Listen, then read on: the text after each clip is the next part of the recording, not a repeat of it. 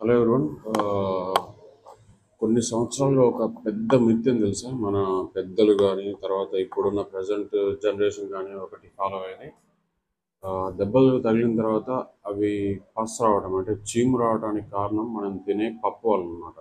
కొంతమంది ఏమో పెసరపప్పు తినడం వల్ల చీము పట్టింది అనుకుంటారు, ఇంకొంతమంది ఏమో కందిపప్పు వల్ల అనుకుంటారు. ఇట్లా రకరకాలుగా ఏదైనప్పటికీ మెయిన్ రీజన్ అయితే పప్పు తినడం వల్ల చీము పట్టింది అనుకుంటారు అనమాట.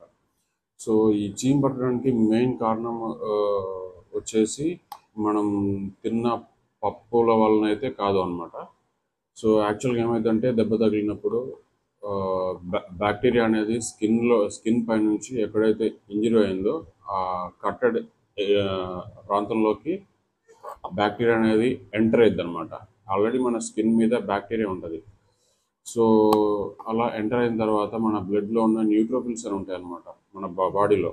అది ఒక రకమైన డబ్ల్యూబీసీ అన్నమాట.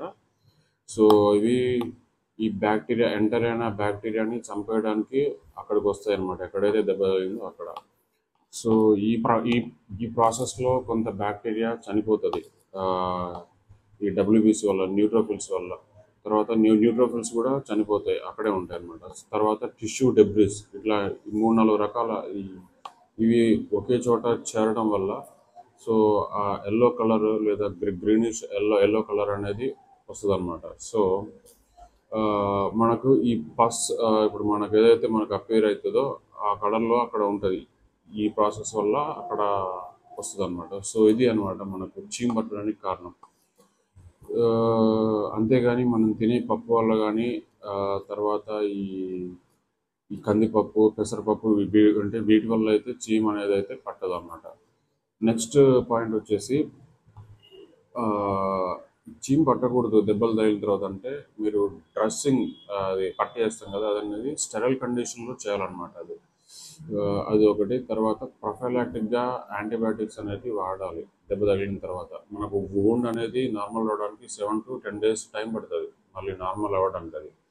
సో ఈ ఈ ప్రాసెస్లో బ్యాక్టీరియా ఆల్రెడీ మన స్కిన్ పైన ఉండే బ్యాక్టీరియానే మనకు తగిలిన దెబ్బకి ఇన్ఫెక్ట్ అవుతుంది అనమాట. సో ఇట్లా అవ్వకుండా ఉండడానికి మనం ప్రాపర్ యాంటీబయాటిక్స్ అనేవి వాడాలన్నమాట. సో అంతేగాని జస్ట్ టీటీ ఇంజెక్షన్ ఎంచుకొని మీరు దెబ్బల్ని వదిలేస్తే పుండ్లు ఇన్ఫెక్ట్ అవ్వకుండా మానవు. ఓకేనా. టీటీ ఇంజెక్షన్ అనేది వేరే వేరే ప్రాబ్లంకి వేస్తాం యాక్చువల్గా. టెటానస్ అనే ఒక కండిషన్ రాకుండా ఇస్తాం, ఆ సపరేట్ టాపిక్ అనమాట. సో టీటీ ఇంజెక్షన్ అనేది అందుకు వేస్తాం. ఈ దెబ్బ తగిలిన తర్వాత అందరూ ఏం చేస్తారంటే టీటీ ఇంజెక్షన్ ఒక్కటి ఏం చేసుకొని ఇంకా సైలెంట్ ఉంటారు అనమాట. సో అది ఇన్ఫెక్ట్ అయిపోయి మానకుండా అట్లే ఉంటుంది. అదే మనకి ఎప్పుడైతే పస్ అనేది ఫామ్ అవుతుందో ఆ వోండ్ అనేది మానకుండా చాలా టైం తీసుకుంటుంది అనమాట. సో ఎప్పుడైతే ఇన్ఫెక్షన్ ఉండదో అంటే ఈ పస్ ఫామ్ కాదో ఆ, మనకు దెబ్బ తగిలిన చోట అది తొందరగా మాడిపోద్ది అనమాట. సో ఇది అనమాట మనకు చీమ్ పట్టడానికి పప్పు తినడానికి ఎలాంటి లింక్ అయితే లేదు అనమాట. సో చాలా మంది అనుకున్నారు ఇప్పటివరకు. సో నా వీడియో అయినా విని కొంచెం చేంజ్ అవ్వండి. తర్వాత అన్ని తినొచ్చు దెబ్బ తగిలిన తర్వాత. ఆ, ఎప్పుడైతే మీరు ఈ ప్రాపర్ స్టెరిలైజేషన్ కండిషన్స్లో డ్రెస్సింగ్ అది చేయించుకొని తర్వాత ప్రాపర్ యాంటీబయాటిక్స్ అనేటివి వాడతారో, ఈ రెండు ఫాలో అవుతున్నప్పుడు మీరు ఇంట్లో మీరు ఏదైనా ఎనీ ఫుడ్ తినొచ్చు. అంతేగాని పథ్యమని గుడ్డు కారం వేసుకొని అన్నం తినటం, అంటే కూరగాయలు ఆకుకూరలు ఏం తినకపోవడం, అట్లా చేయడం వల్ల వూండ్ అనేది మానకుండా చాలా టైం తీసుకుంటుంది అనమాట. సో ఇది ఇవాళకి. Thank you.